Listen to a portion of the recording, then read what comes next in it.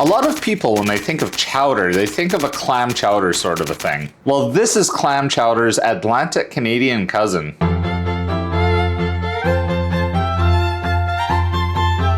No, this isn't some vegetable soup. This isn't some creamy ripoff. This is one of the best fresh summer vegetable dishes you can put together. Salty, herby, creamy, and packed with bacon. And this is called Hodge Podge. Let me show you how to make it.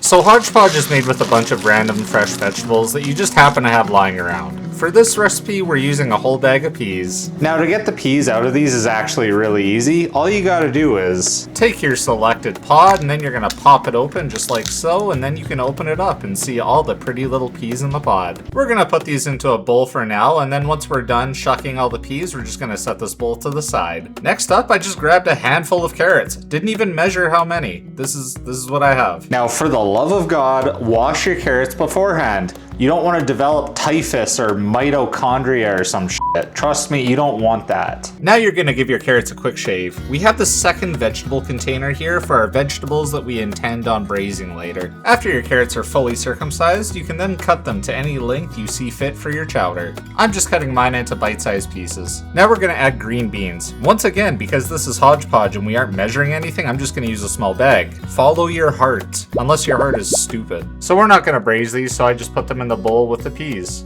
Next up, we're going to cut baby potatoes in half, and then we're going to toss them into our roasting bowl. Once again, let your heart decide the quantity. And now I'm using canned waxed beans. Go ahead and judge me. Give them a rinse and then add these to the bowl with the beans and peas. And now we're on to the final prep ingredient, the bacon. I have about 1 fetus worth of bacon here, and I fully intend on using 100% of it for this meal. When cutting bacon, just watch out for punk-ass cats like this who will jump on the counter and steal it. I digress. Chop it up and toss it into a stock pot at medium-high heat. Should go from looking like this to looking like this. Oh yeah. From here, strain the bacon of its grease and leave it in a temporary container-like device in the meantime. You see all this tasty brown stuff right here? This is going to add a lot of flavor that you don't see in a traditional hodgepodge. From here, we're going to pour back a bit of the bacon grease into the stock pot, then we're going to fry up some garlic.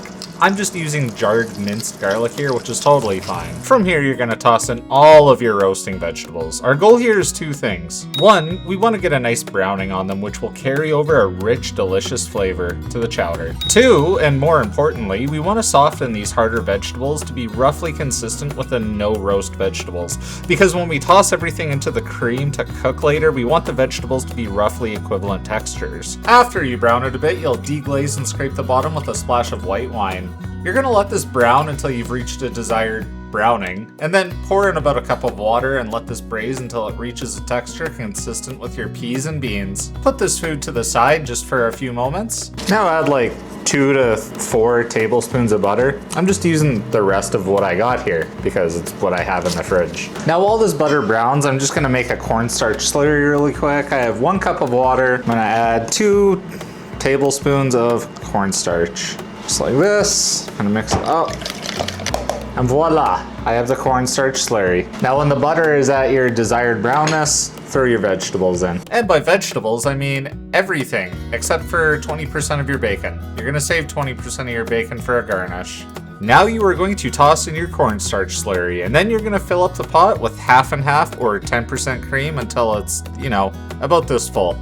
It's really up to you to set your liquid to food ratio. Now you are going to bring that up to heat and let it bubble until it is properly thickened. Now we are going to chop up some chives and dill. It is very important that we toss this in at a low, gentle heat, otherwise you'll kill the flavor. Let this sit until the flavors are properly incorporated.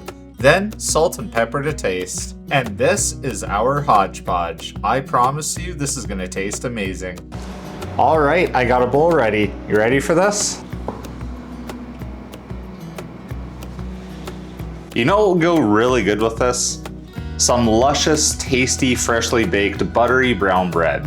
Honestly, you probably shouldn't eat a maritime dish like hodgepodge without some maritime bread, and making this is extremely easy. Let me show you how. In a bowl, throw in 2 teaspoons of active dry yeast, 1 tablespoon of packed brown sugar, and a cup plus 5 tablespoons of warm water. Warm water, not hot. If it's hot enough to shower in, it's hot enough to murder your yeast. Stir it up and let it sit for 10 minutes until it gets frothy like this. In a separate bowl, dump 3 cups of all-purpose flour, 3 tablespoons of molasses, 1 teaspoon of salt, and a tablespoon of any kind of neutral oil. Pour your frothy yeast concoction into the bowl just like this and mix it together until it looks like this. This will take about 10 minutes of kneading. Now line a 9x5 loaf pan with parchment paper, and then you're going to shape your dough into this. If you're having a hard time shaping the dough, you can spray your hand or glove with some oil and then work with the dough just like this. It's significantly easier. Now cover this with a damp, warm tea towel for 2 hours. If everything's been done right, your dough should have doubled in size just like this. Now you're going to put this into the oven at 464 Kelvin or 375 degrees Fahrenheit for my normal viewers for about 35 minutes. If done properly, it should smell like your grandma's kitchen and it should look like this. Baste this with butter and then slice it open for the grand reveal.